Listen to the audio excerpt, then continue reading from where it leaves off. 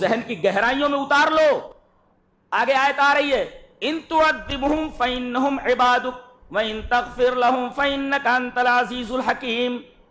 اے اللہ اگر تو ان کو عذاب دے تو تیرے بندے ہیں اور اگر تو معاف کر دے تو عزیز اور حکیم ہے. جانتے ہیں علامہ ابن قیم لکھتے ہیں کہ یہ آیت کریمہ ایک ہی نبی کریم صلی اللہ علیہ وسلم تہجد کی نماز میں رات بھر پڑھتے رہے.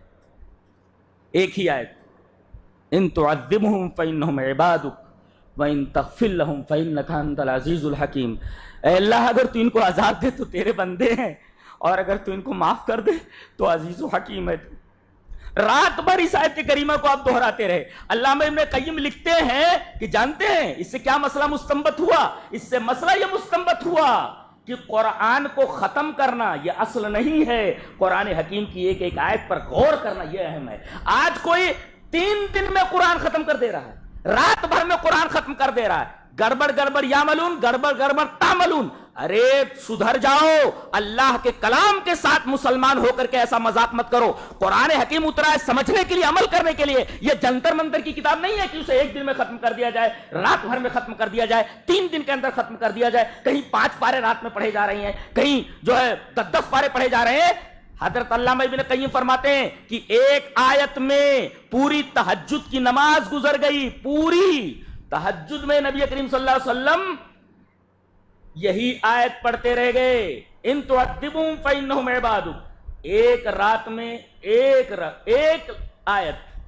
رات میں ایک آیت. اس سے سبق ہے کہ اصل قرآن کو ختم کرنا نہیں ہے. قرآن ختم ہونے کے لیے تھوڑی آئے، وہ کب ختم ہوتا ہے؟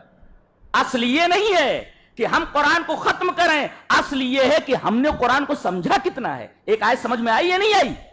نبی کریم صلی اللہ علیہ وسلم رات بھر میں ایک آیت پڑھیں اور یہ پورا قرآن ختم کر دے رہا. یہ امتی ہے، یہ نبی سے بڑھ گیا بیچارہ. یہ کوئی شرم نہیں آتی، کوئی شرم نہیں آتی اس کہ نبی پوری رات صرف ایک آیت پڑھیں اور امتی کہتا ہے کہ ہم پورا قرآن پڑھ کر کے پورے قرآن کا ثواب لے لیں گے. اے نبی تو ایک آیت پڑھ رہا ہے، میں دیکھ پورا قرآن پڑھ رہا ہوں، میں تجھ سے بڑا ہوں. تیرے کو شرم نہیں آتی، حیا نہیں آتی؟ ایسا قرآن پڑھنے کے بعد بھی عذاب سے نہیں بچ پاؤ گے.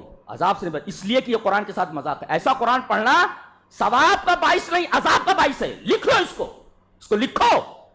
یہ قرآن کے ساتھ مذاق ہے. قرآن ختم ہونے کے لیے آیا ہے.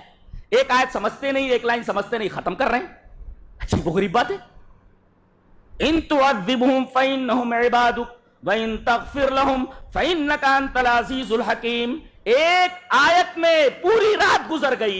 علامہ ابن قیم فرماتے ہیں اصل یہ نہیں ہے کہ قرآن زیادہ پڑھا جائے، اصل یہ ہے کہ قرآن حکیم کو سمجھا کتنا جائے. یہ ہے سمجھنے کا معاملہ.